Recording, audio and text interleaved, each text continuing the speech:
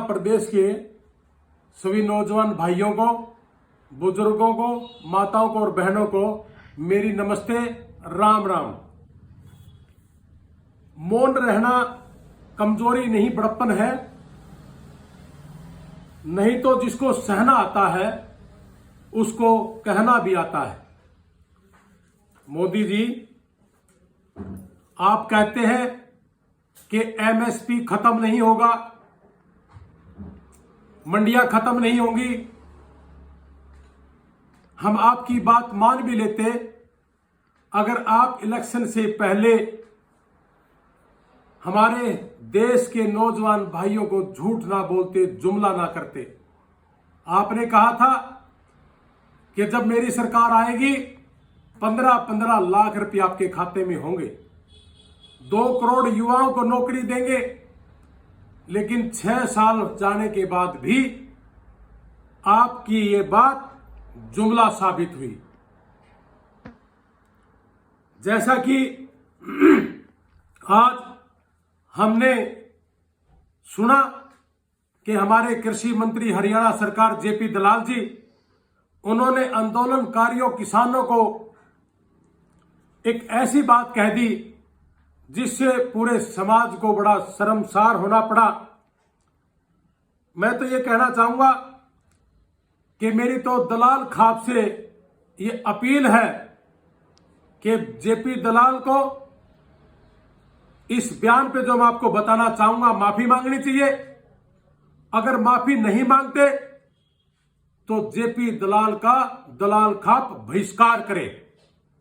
JP दलाल जी कृषि मंत्री हरियाणा सरकार कह रहे हैं कि जो किसान बैठा है, जो आंदोलनकारी बैठे हैं, इनको जो पैसा आता है वो पाकिस्तान से आता है, चाइनीज इनको फंडिंग कर रही है। आपको शर्म आनी चाहिए मंत्री जी। ऊपर से तो सर्दी है और लाखों किसान वहां बैठे हैं, जिनमें 7 किसानों की तो मौत हो गई, शहादत हो गई। और आप कहते हैं कि ये पाकिस्तानी है, ये चाइनीज है। बड़ी मुश्किल से तो आप मंत्री कैबिनेट में आए हो, आपको शोभा देती है, आप किसान परिवार में पैदा हुए हो, क्या आपको ये शोभा देती है? पूरे देश में 6 साल से एक नाटक चल रहा है। अगर कोई भारतीय जनता पार्टी की बात माने तो वो देशभक्त, और अगर इसकी झूठ को ना माने तो वो देशभक्त नहीं, देश विरोधी है। वो पाकिस्तानी या चाइनीज कहला जाता है। क्यों इस देश को भ्रम में करके आप इस देश का बंटाधार करने पे तुले हो? सिर्फ एक ही चीज किसान मांगता है कि मोदी जी आप एमएसपी की गारंटी दे दीजिए, मंडियों को सुरक्षित कर दीजिए। अगर आप कहते हैं कि एमएसपी खत्म नहीं होगा, मंडियां खत्म नहीं होंगी, तो एक कानून बनाने में आपका जाता क्या है? एक गारंटी कानून ही तो बनाना है कि इस एमएसपी से अगर कम कोई भाव लेगा उसकी जेल होगी। आपने तो बांध के रख दिया कि आप कोर्ट में नहीं जा सकते, थाने तहसील में नहीं जा सकते। सिर्फ ये कह दिया कि अगर किसी किसान को कोई दिक्कत है तो सिर्फ एसडीएम के पास जा सकता है या फिर डीसी के पास जा सकता है।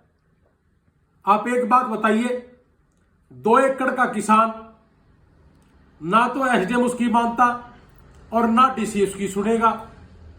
आज भी नहीं सुनता, कल कैसे सुन लेगा? मोदी जी, आप इस देश को, जो कृषि प्रधान देश है, अगर आपकी जीडीपी जब गिरी लॉकडाउन के दौरान, तो सिर्फ कृषि प्रधान देश इस किसान ने आपकी लाज रखी थी, और उसी किसान की आप रीढ़ की हड्डी तोड़ना चाहते हो।